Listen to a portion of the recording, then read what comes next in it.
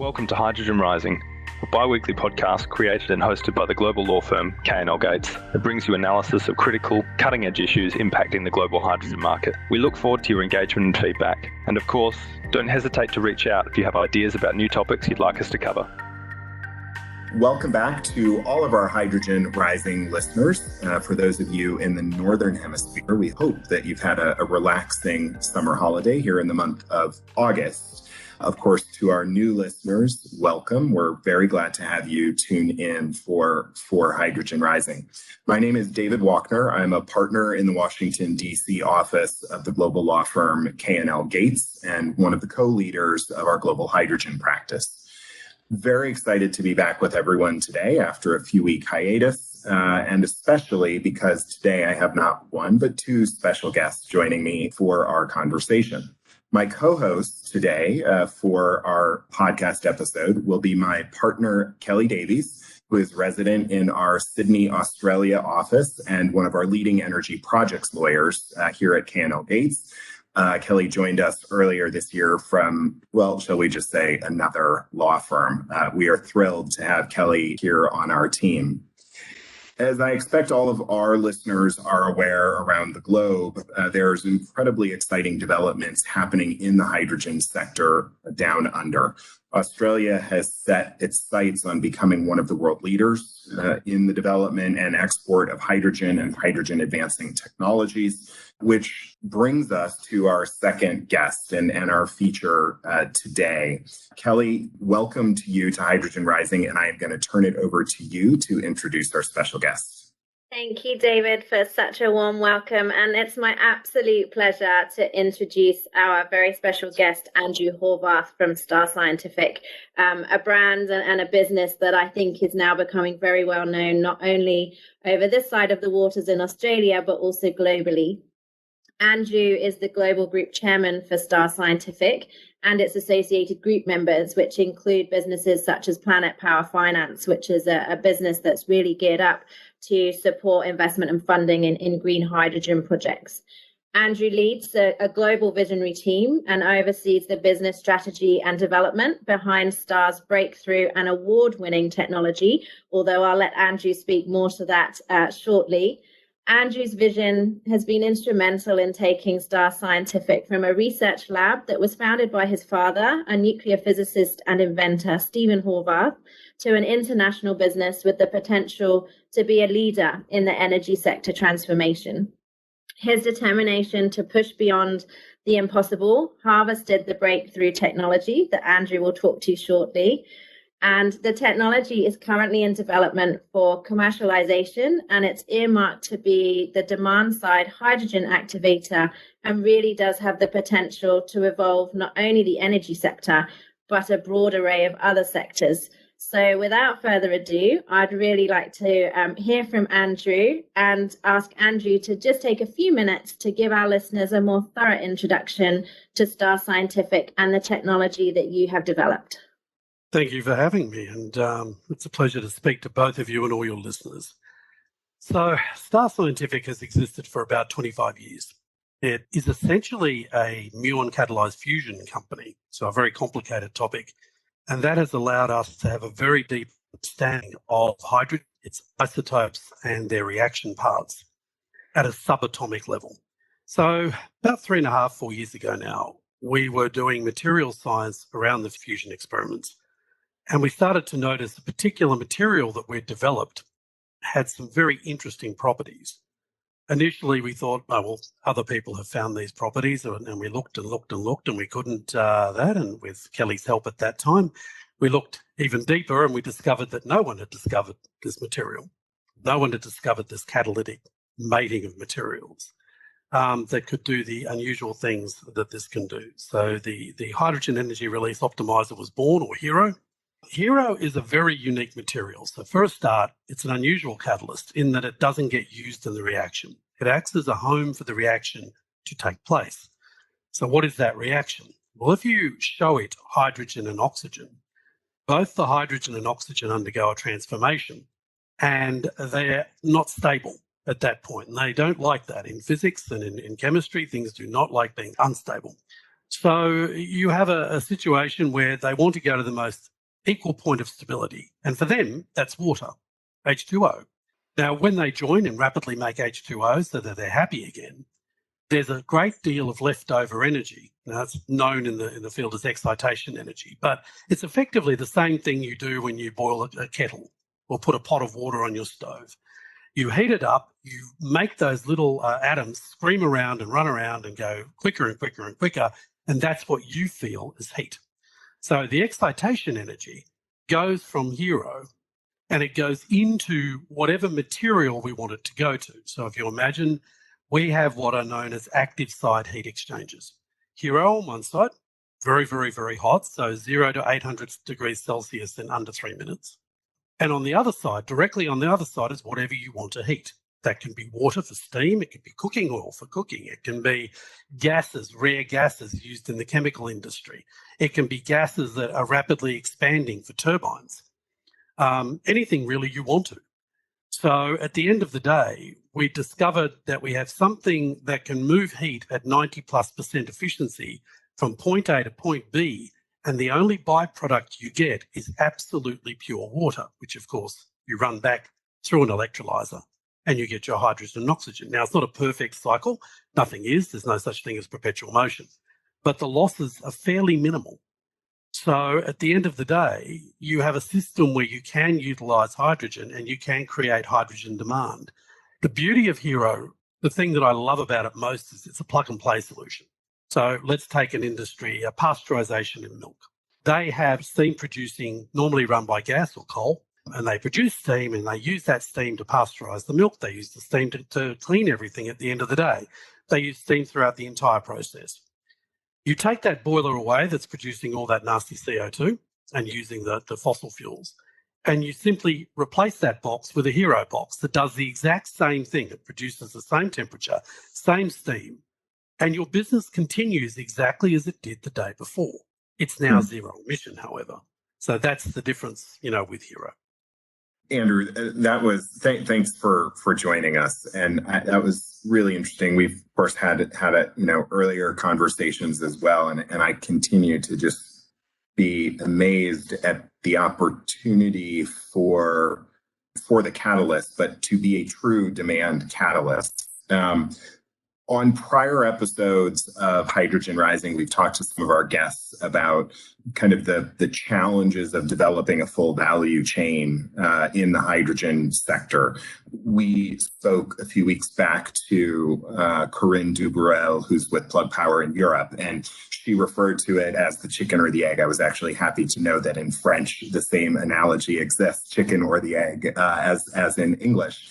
But that tension between production and demand, right? And of course, Plug Power is on the demand side. Others have talked about, the notion of hydrogen being this, if you build it, they will come mentality right now. As a company that's working to stimulate new sources of demand for hydrogen, how do you view what some have called this conundrum, kind of the chicken or the egg? Are there sectors, you've mentioned, you mentioned pasteurization there, but are there sectors in particular that you think, will or should develop first in terms of that demand profile?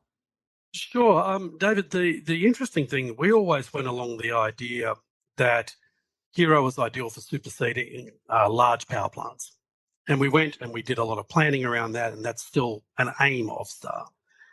However, after we won the S&P Award and the SEC Awards and things that gave us a bit of notoriety, the interesting thing was we didn't really receive them from the power companies, although there was a smattering of larger power companies amongst them. The first people that hit us up was the food industry, which sort of surprised all of us. So food rapidly followed by the digital economy, by the data centers. So they were the two, and they have continued to be the two that are driving it. So where we are in the central coast of New South Wales, beautiful area to be in and work in, we are luckily surrounded by some of the biggest food makers on the planet. Some of the biggest brands on the planet make their food right around us. So they actually said, can we come visit your plant? But they didn't do it as, hey, like Mars, for example, hey, can we come visit your plant? They all got together and said, let's go see them together. So you had all these from Sanitarium to Mars, all the very, very large companies here. And they all came. So I think we had 12, 14 people in the room, sat down, looked at Hero, looked at whatever and said, right, we want to form a food hub. We want to form a food group because we all realise that we are one of the industries that can, in our export phase, be carbon taxed in the future. So the European carbon tax bogeyman is there. America has sort of spoken about that through the Biden administration. And so they really want to build that. And that's what, we're about to enter an agreement with that food hub to look at the first phases of implementing Hero. So food is a big one. The other one really are the data centers. Now, I think people have underestimated the data centers. One of the biggest groups in the world is an American group.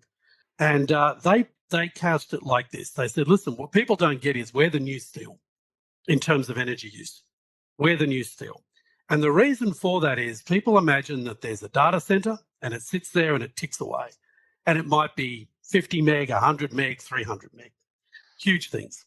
And he said that's not the case. Every data center tends to be broken into 4 bits.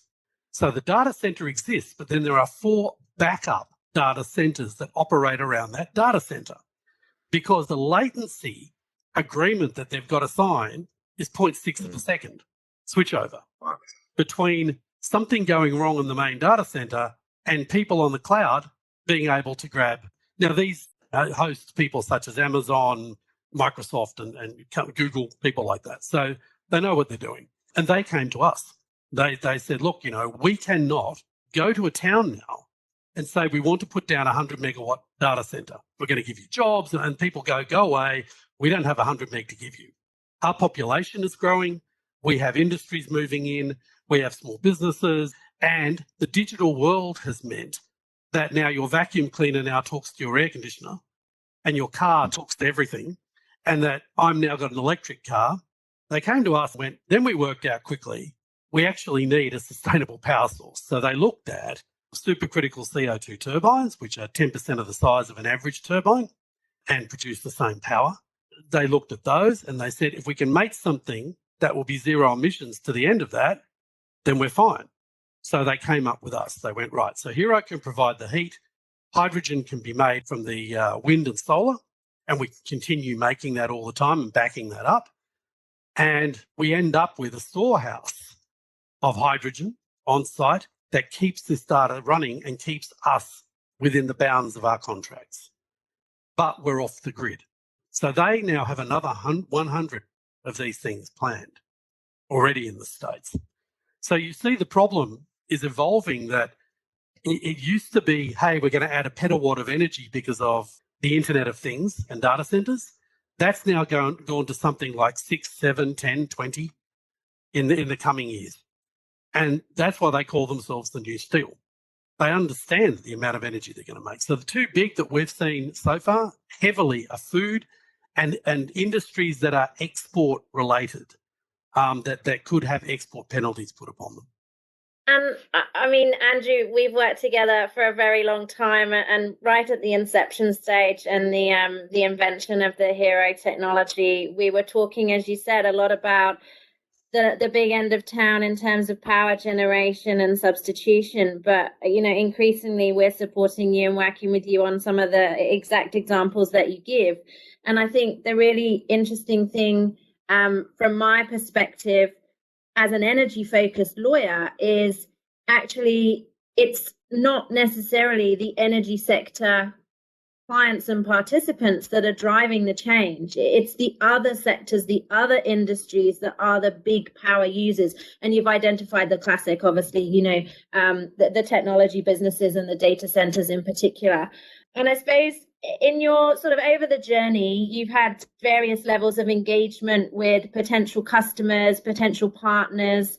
How are you seeing the business evolve for the technology and the work that you're doing? Are people still cautiously working with you, or is there a degree of being really proactive and really want to drive things forward from some of the partners that you're starting to work with?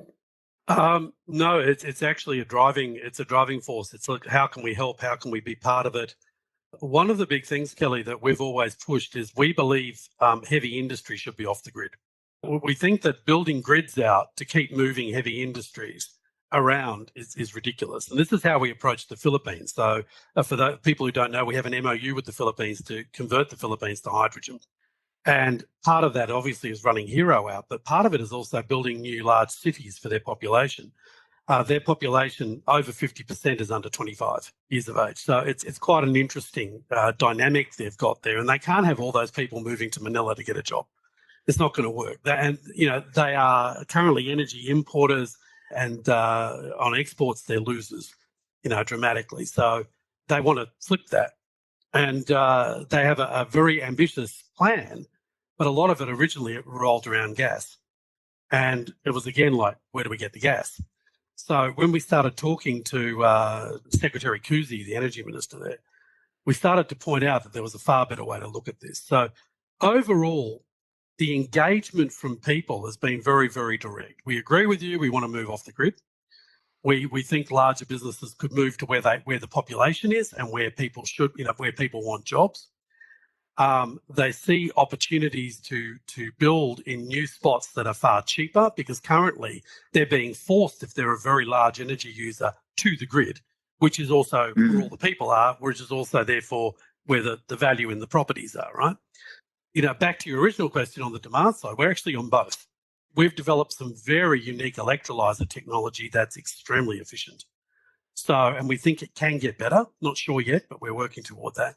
But extremely more efficient than is out there at the moment. Coupling that with a vertical integration strategy and storage systems that we've discovered, safe storage systems, we see Hero and that combination working for most industries. And I have to say, Andrew, even though we've worked together for such a long time, I, like David, I always enjoy the discussion because there's always something new. And I touched on it in the introduction, and we speak a lot and we hear a lot in the presentations and the seminars that you and your team do about Hero being that demand side hydrogen activator. But for me, it's so much more than that. I mean, you're talking about, distributed energy systems, redesigning geographical locations. There's often a lot of debate in our market, as you know, Andrew, around our grid and instability and expense, and how we can move to a more distributed network system. And I think all of those things Hero is really bringing to the forefront, not just in our economy, but in other global economies and jurisdictions, which I find really exciting, because this, for me, in the energy transition, is the opportunity to rethink the way we design our energy systems, both domestically and internationally. And I think we need to take that opportunity and not revisit and redo some of those mistakes of the past. There are different ways to think about energy distribution, and lots of the discussions around that. One of the biggest arguments I've got at the moment, which is really irritating me with the gas industries, is they're running around going, blue hydrogen, look, we're the rescuers of hydrogen. We're going to be the guy, and they're not. I firmly believe that we need to do it once and do it right. If you're going to make hydrogen, do it green, do it right, do it once. Build your infrastructure, get your government backing on that, and for God's sakes, get the standards right. Because the global standards need to be uniform and they need to be right. STAR is in multiple standards panels. And every time we go to them, they go, yeah, you're burning hydrogen. And we go, no, we're not. We actually don't burn anything. And they look at you blankly and they try and find a standard you fit into, and they have to rewrite it. So we're actually currently in the midst of rewriting the standards for Australia to fit us into the things, because we don't fit anywhere. Same with Europe, same with America, and same with the ISO. So that's the big thing we have to go away with. If I can plead to any government official listening to this, listen to this one thing. You need to get it right. This is not a rescue mission for the fossil fuel industry. It needs to be green. It needs to be done once, and it needs to be done once for one reason. We need to take energy off the table. Since the 70s, we've been arguing about energy, right? Time it was off the table. There are other more important matters we need to talk about. And there are other things that we need to put money toward. We need to get this right once, because once you do hydrogen, you never revisit it again. It is a forever fuel. It's a forever mechanism. So do it once, do it right, and then you move on and you can actually deal with the other bigger issues in the world. I think, Andrew, you've touched on some really great points there. The thing I love about the Star Scientific's approach to everything is the science behind it, the passion for the science behind it, but the passion for finding solutions to all the challenges. Because I think you, like every other organization, you recognize that there will be imperfections in it. We've talked about water use as an example, but you're always looking to solve to the best of your ability, to the best of technology's ability, those issues to reduce the impact on us as humans and obviously the impact on the planet. You touched on standards. You've touched a bit on policy. I suppose just briefly before I let David loose to kind of start to wrap up. We know that policy is a real can be supporting, but it can detract from the ability for businesses to operate and move forward. You've always focused a lot on Australia's homegrown opportunities, being a homegrown business here. How does the policy here, how is it supporting the vision for the group? And are there other countries that are also showing some real promise for you as a business? Sure. Look, in Australia, I think we are lucky that almost every state government now has a hydrogen minister. So, and the federal government, and that was demonstrated by the Prime Minister and the Energy Minister coming out to start to make major announcements.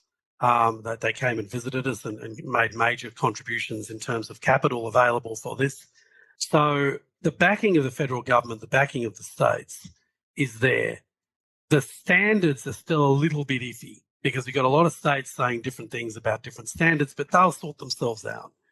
You have some big players like Twiggy Forrest out there, Andrew Forrest, pushing, green hydrogen.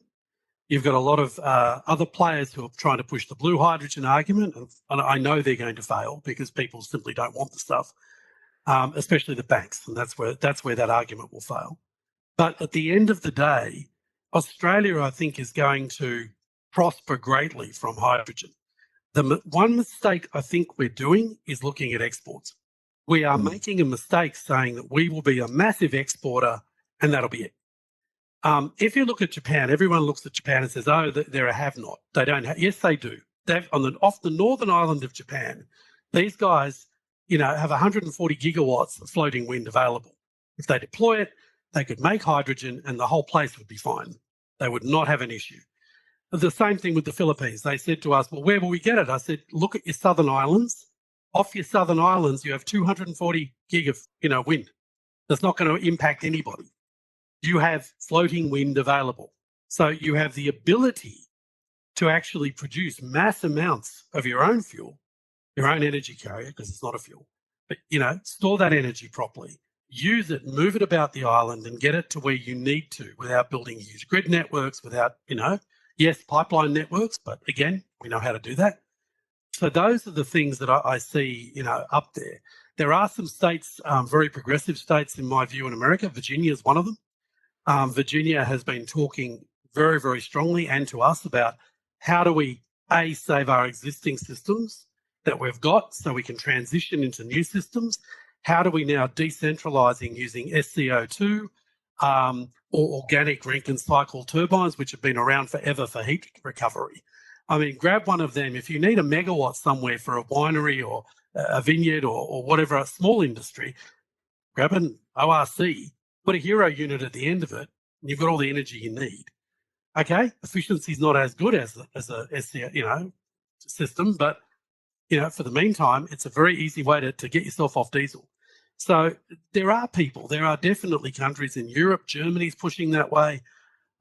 Even Czechoslovakia is starting to push that way, which is surprising. So there are a lot of countries around the world. I think the biggest thing that I've seen, though, is Africa. Africa is absolutely bombarding us. They're absolutely bombarding us, and it's different countries. It's the African group. It's their hydrogen association. They are looking at it and going, listen, we don't have all the hang-ups that the West has. We don't have all the power lines. We're ready to go with a whole new way of looking at energy to get it out there. And they say, we've got the most to lose from climate change, guys. So we've got the biggest incentive to get on with this and to develop our economies. So Hero plays very nicely into the hands of the have-nots at the moment. The energy peninsula, the Asian peninsula, which is lack of energy. Indonesia, 1,500 islands. How do you string power lines between that? So it plays very well into those sort of places. And let's face facts, the more people you can get to use electricity, the more their living standards will increase and the more they want to buy stuff. If we want to have production and we want to have jobs, the only way is to find consumers. And the way to find consumers, in my view, is to put the 1.5 billion people who don't have electricity onto electricity. So I just made a list of, I think, 7 items that we will do a part 2 of this conversation, Andrew. I'm grateful for your insights. I think your perspective on, doing things right and doing them right the first time, as opposed to, kind of a step transition, if you will, I think is an interesting and compelling argument. I think, as you alluded to there at the end in noting the difference between Africa and the West, there are very entrenched interests in the West. And so I think that's an interesting dynamic. But regardless, your optimism about the future here is exciting, and I think really is going to bode incredibly well for Hero and for Star Scientific. So a big thank you to you for sitting with us and having this conversation. I hope we can entice you to come back for a second conversation, a part 2 at some point.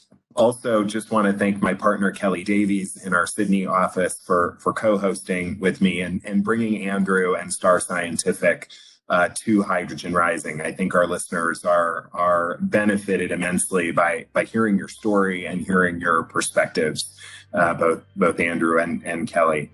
So with that, we'll close this episode. Thanks to all of our listeners for joining us today. If you like what you hear on Hydrogen Rising, of course, please give us 5 stars on your favorite podcast streaming service. And if you have any questions today about the episode, about the topics we covered, please don't hesitate to reach out to my partner, Kelly, or myself. We're both available certainly on the klgates.com website. And of course, do check out Star Scientific as well and the exciting things that our guest, Andrew Horvath, has talked about today. So Kelly, Andrew, thank you very much. And Hydrogen Rising, we'll talk to you next time. Thank you for listening to this episode of Hydrogen Rising. Be sure to subscribe to receive timely notifications of future episodes and check out our market-leading publication, The Hydrogen Handbook, on our website at www.klgates.com.